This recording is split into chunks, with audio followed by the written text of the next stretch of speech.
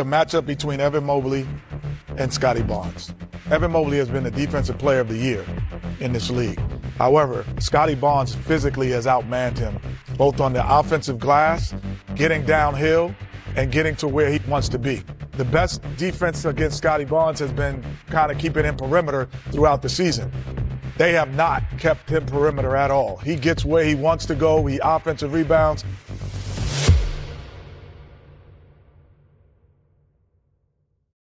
Nobody wanted to say it out loud, but for a long time, the NBA believed it had a Scottie Barnes problem. Not because he wasn't talented, not because he didn't work hard, but because nobody could figure out what he was actually supposed to become. He was too skilled to ignore, too inconsistent to trust, and too different to fit into the clean boxes the league loves to put its stars in. And that's where the real tension started. Because when a player doesn't fit the system usually wins. Careers get reshaped, confidence gets chipped away, and potential quietly disappears under expectations. But what if this time, it didn't happen like that? What if the problem wasn't Scottie Barnes at all, but the way the NBA was trying to understand him? And what if everything we thought we knew about his ceiling was completely wrong? If you want real NBA stories like this, hit subscribe, because this one only gets crazier.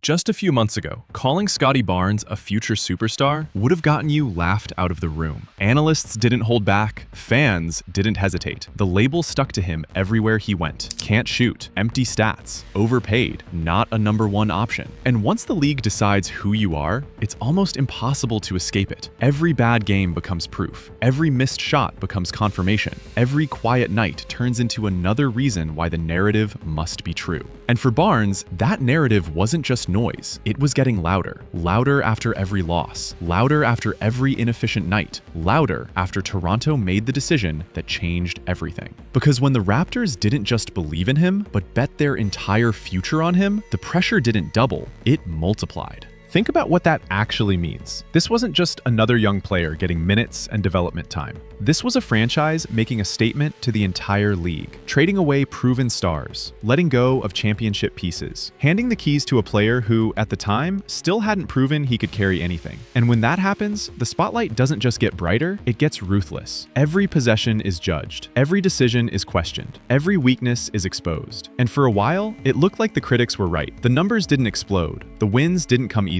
And the version of Scottie Barnes people were expecting never fully showed up. At least, not in the way they wanted. But here's where things start to get uncomfortable. Because while everyone was focused on what Scottie Barnes wasn't doing, almost nobody noticed what he was becoming. Not the highlights, not the stat lines, not the box scores people love to screenshot and argue about. Something deeper, something slower, something that doesn't show up until it's already too late to ignore. And the scary part is, this is exactly how real problems in the NBA begin. Not loud, not obvious, not viral. They build quietly, game by game, adjustment by adjustment, until one day, the same player everyone dismissed suddenly becomes the one nobody can control.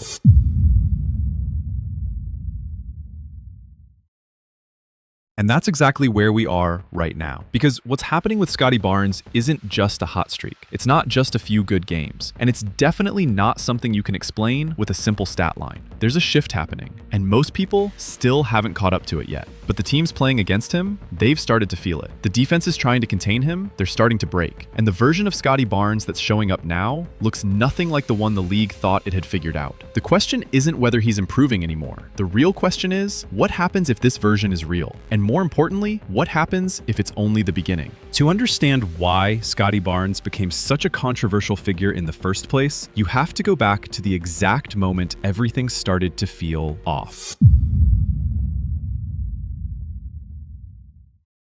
Draft night, 2021. 4 names had been locked in for months. Everyone knew the order, everyone knew the script. And when the Toronto Raptors stepped up with the 4th pick, it felt like a formality. The name was supposed to be obvious. The cameras were ready for it. The analysts were already talking about fit before the pick was even announced. And then, everything broke. Because instead of following the script the entire basketball world had agreed on, Toronto made a decision that instantly divided the room. Not debated, not questioned, divided. The kind of decision that doesn't just surprise people, it makes them uncomfortable. When Scottie Barnes' name was called, the reaction wasn't excitement. It was confusion. And then, almost immediately, it turned into something worse. Fans didn't cheer. they hesitated. Analysts didn't celebrate. They criticized. Within minutes, the narrative started forming in real time. Reach, project, too raw, not ready. And once those words get attached to a player on draft night, they don't just disappear. They follow him everywhere. Because in the NBA, first impressions aren't temporary. They become identity. And Barnes' identity, before he even stepped onto an NBA court, had already been shaped into something negative. Not because of what he had done, but because of what people believed he couldn't do. And the biggest concern was always the same: shooting.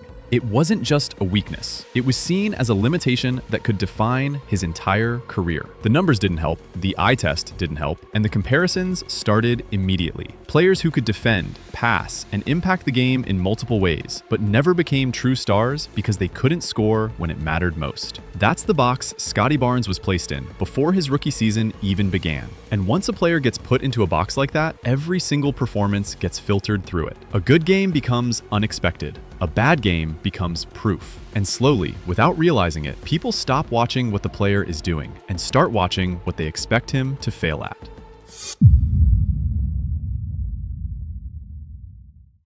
But here's what makes this story different. Because from the very beginning, Scottie Barnes didn't play like someone trying to prove people wrong. He played like someone who didn't even care what people were saying in the first place. And that created a strange kind of tension. Because when a player ignores the narrative gets louder. Every possession became a test. Every matchup became a spotlight. And the league kept waiting for the moment where reality would catch up to him. The moment where the limitations would finally show. The moment where the doubts would finally make sense. And for a while, it looked like that moment might actually come. But then something happened that nobody had fully prepared for. Not the fans, not the analysts, not even the teams that had passed on him. Because instead of slowly developing into the role everyone expected, Scottie Barnes started breaking it. Not all at once, not in a way that made headlines every night, but in flashes, in moments, in games where he looked like something completely different from the player people thought they were getting. And that's where the real confusion started. Because now, the question wasn't whether Toronto made a mistake, it was whether everyone else misunderstood what they were looking at. And that question, it doesn't go away quietly. It builds, it spreads, and eventually, it forces the entire league to take a second look.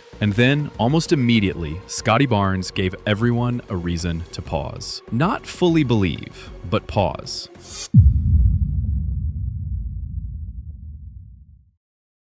Because from his very first games in the NBA, something felt different. Not polished, not perfect, but different. The energy, the confidence, the way he moved on the court. It didn't look like a project. It didn't look like a player who was supposed to take years to figure things out. It looked like someone who already understood how to impact the game without needing everything to revolve around him. And that's what caught people off guard. Because this wasn't supposed to happen this early.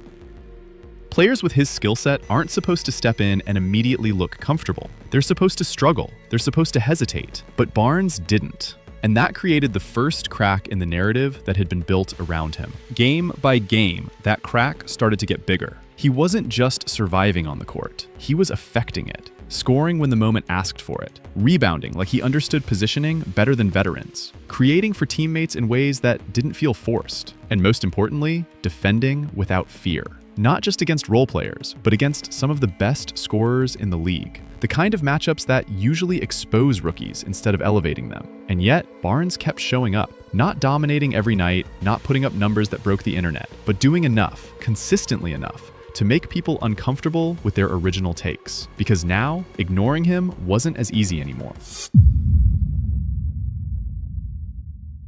By the time his rookie season started taking shape, the conversation had already shifted, quietly at first, then a little louder. The same analysts who questioned the pick were now trying to explain it. The same fans who doubted the decision were starting to defend it. And suddenly, Scottie Barnes wasn't just part of the conversation. He was leading it. Rookie of the Year talks, defensive versatility discussions, the kind of attention that usually takes years to build, happening in months. And for a moment, it felt like the story had flipped completely. Like Toronto had seen something the rest of the league missed. Like the gamble had already paid off. But this is exactly where most stories like this take a turn. Because in the NBA, proving people wrong once doesn't erase the doubt. It just resets it. Expectations don't disappear, they evolve. And now, Scottie Barnes wasn't being judged as a surprise anymore. He was being judged as a future star, which is a completely different level of pressure. Because it's not about what you can do anymore, it's about what you're supposed to become. And the moment that shift happens, the margin for error disappears. Every weakness gets magnified, every inconsistency gets questioned, and every game becomes a reminder that proving it once is not the same as proving it again. And that's where things started to get complicated. Because just as quickly as the narrative flipped in his favor, it started to swing back the other way. The flashes were still there. The impact was still real. But the consistency, that's where the questions returned. Nights where he looked unstoppable, followed by nights where he faded into the background. Moments of brilliance, followed by stretches that felt incomplete. And for the people who never fully believed in him to begin with, this was all they needed.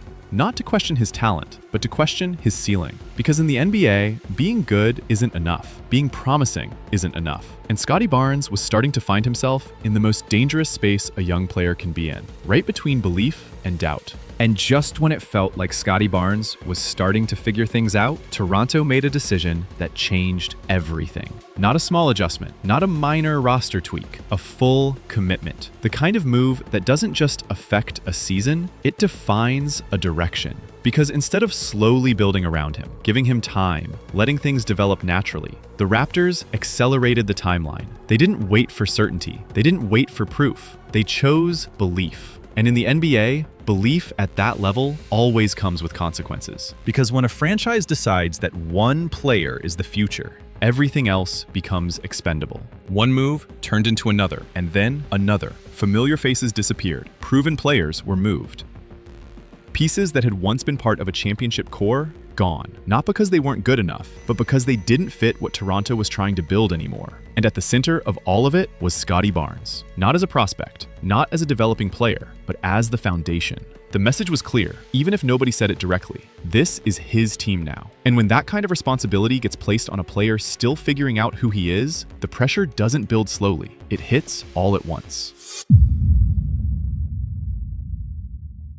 But the real moment came when the organization made it official. Not with words, with money. A contract that didn't just reward potential, it demanded results. The kind of number that changes how a player is viewed overnight. Because once that deal is signed, the conversation changes completely. You're no longer judged as a young player improving. You're judged as someone expected to deliver, immediately, consistently, without excuses. And suddenly, every stat line starts to feel heavier. Every loss feels louder. Every mistake feels amplified. Because now, it's not just about development anymore. It's about justification. And this is where the narrative turned sharp. Not gradual, not subtle, sharp. Because as the expectations went up, the performances didn't explode the way people expected them to. Not dramatically, not in a way that silenced the critics overnight. Instead, things felt uneven. There were moments where Scottie Barnes looked like everything Toronto believed in. And then there were stretches where that version disappeared. Not completely, not permanently, but enough to reopen every question that had ever been asked about him.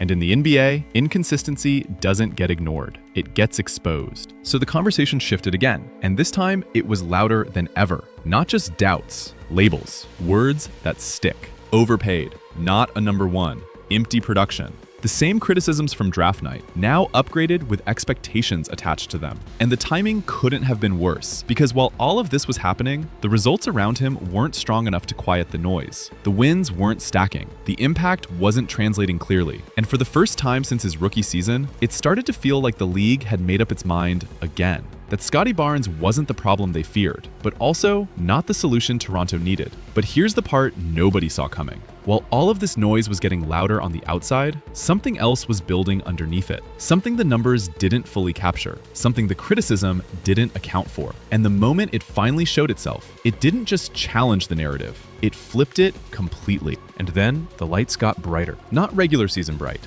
Not quiet midweek games. The kind of lights that expose everything. The kind that don't care about narratives, don't care about contracts, don't care about what people said months ago. the playoffs. This is where players either confirm what everyone believes or completely destroy it. And coming into this series, the expectation was simple. Toronto wasn't supposed to matter. This matchup wasn't supposed to be competitive. It was framed as a stepping stone, not a battle. A quick series, a predictable outcome. And Scottie Barnes, he was supposed to be part of that story, just not the part that changed it. But from the moment the series started to shift, something felt different. Not dramatic at first, not explosive in a way that immediately goes viral, but controlled, intentional, like a player who understood exactly when to take over and exactly how to do it without forcing anything. The pace slowed down around him. The decisions became sharper. The impact became harder to ignore. And suddenly, the same defenses that were comfortable letting him operate started adjusting. Rotations got tighter, matchups got tougher, attention shifted. Because now, this wasn't the same version of Scottie Barnes teams had prepared for. This was something more complete, more confident, more dangerous. And once that shift happened, there was no going back. Because now, the production wasn't just showing up, it was leading. Scoring at a level people questioned, creating opportunities that didn't look accidental, controlling possessions in ways that don't always show up on highlights, but completely change games. And most importantly, doing it when it mattered most, late in games, under pressure, in moments where the difference between good players and real stars becomes impossible to hide. And that's when the conversation finally broke. Not slowly, not quietly, completely. Because the same people who questioned whether he could carry a team were now watching him do exactly that. So now the question isn't what Scottie Barnes can't do anymore. That part of the story is gone. The real question is something the league hasn't fully answered yet. What happens when a player who never fit the system becomes too impactful to ignore? What happens when the limitations people used to define him stop applying? Because this isn't about a hot streak. It's not about a temporary run.